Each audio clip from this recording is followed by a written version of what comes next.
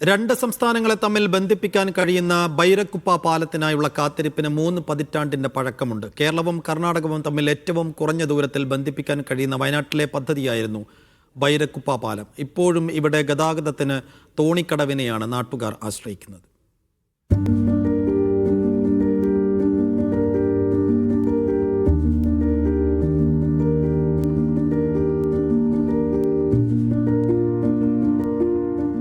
ആയിരത്തി 1994 അന്നത്തെ കേരള കർണാടക മുഖ്യമന്ത്രിമാർ തറക്കല്ലിട്ടതോടെയാണ് ബൈരക്കുപ്പ പാലമെന്ന നാട്ടുകാരുടെ പ്രതീക്ഷകൾക്ക് ചിറകുമുളക്കുന്നത്. എന്നാൽ 3 പതിറ്റാണ്ടിനിപ്പുറം കല്ല് മാത്രമാണ് ബാക്കിയായത്.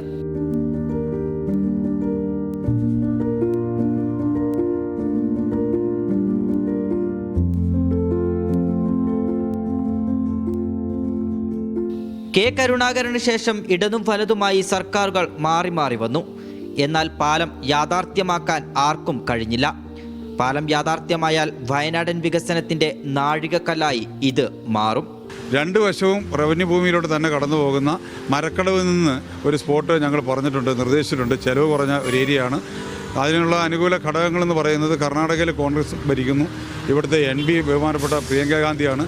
കേരളത്തിലും ഇപ്പോൾ കോൺഗ്രസ് സർക്കാർ അധികാരത്തിൽ വന്ന സ്ഥിതിക്ക് ഇത് ഒറ്റക്കെട്ടായി ശ്രമിച്ചു കഴിഞ്ഞാൽ ഈസി ആയിട്ട് ഈ സമയത്ത് ബൈരക്കുപ്പ പാലം അത് മരക്കടവ് പ്രദേശത്ത് ഏറ്റവും ആഴം കുറഞ്ഞ ഏരിയ, വലിയ ചെലവില്ലാത്ത, തന്നെയല്ല രണ്ട് ഭാഗത്തും റവന്യൂ ഭൂമി റോഡുകൾ എത്തി നിൽക്കുന്ന ഒരു ഏരിയയാണ്. അപ്പോൾ ഇപ്പോൾ ഈ സർക്കാരുകൾ ഈ ഒറ്റക്കെട്ടായിട്ട് ഇത് മുന്നോട്ട് നീങ്ങി വയനാട് പുൽപ്പള്ളിനെ മാത്രമല്ല, വയനാട്ടിനെ മാത്രമല്ല കേരളത്തിൻ്റെ തന്നെ വികസനത്തിന്, സമഗ്ര വികസനത്തിന് ആക്കം കൂട്ടുന്ന വലിയൊരു പദ്ധതിയാണ് കേരളവുമായിട്ട് ബന്ധിപ്പിക്കുന്ന ഈ പാലം. കർണാടകയിലേക്ക് അതിവേഗം എത്തിപ്പെടാൻ കഴിയുന്ന പാത കൂടിയായിരിക്കും ബൈരക്കുപ്പ പാലം. പാലം ഇവിടെ അർജൻറ്റായിട്ട് വരണം, അത് ആവശ്യമാണ്. അത് കേരള കർണാടക സർക്കാരിന് രണ്ട് സംസ്ഥാനങ്ങൾക്കും ഒരുപാട് ഗുണം ചെയ്യുന്ന ഒരു കാര്യമാണ്.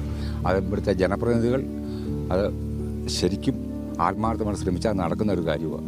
പെരിക്കല്ലൂരിൽ നിന്നും കടവ് കടന്ന് തോണിയിൽ തുഴഞ്ഞാണ് ഇന്നും ആളുകൾ അക്കരക്കെത്തുന്നത്. പുതിയ സർക്കാർ അധികാരമേറ്റതോടെ ഇനിയെങ്കിലും പാലം വരുമെന്ന പ്രതീക്ഷയിലാണ് നാട്ടുകാർ. രണ്ട് സംസ്ഥാനങ്ങളെ തമ്മിൽ ബന്ധിപ്പിക്കാൻ കഴിയുന്ന ബൈരക്കുപ്പ പെരിക്കല്ലൂർ പാലത്തിന്റെ ആവശ്യത്തിന് 3 പതിറ്റാണ്ടിന്റെ പഴക്കമുണ്ട്. 1994 പദ്ധതിക്ക് വേണ്ടി തറക്കല്ലിട്ടത്. എന്നാൽ ഇപ്പോൾ കല്ല് മാത്രമാണ് ബാക്കിയാവുന്നത്. പാലം എവിടെയെന്നുള്ള ചോദ്യം ഇപ്പോഴും ബാക്കിയാണ്. ക്യാമറ പേഴ്സൺ ജിഷ്ണു മിനങ്ങാടിക്കൊപ്പം ഫൈസ് നെടുമ്പാല, മീഡിയ 1, വയനാട്.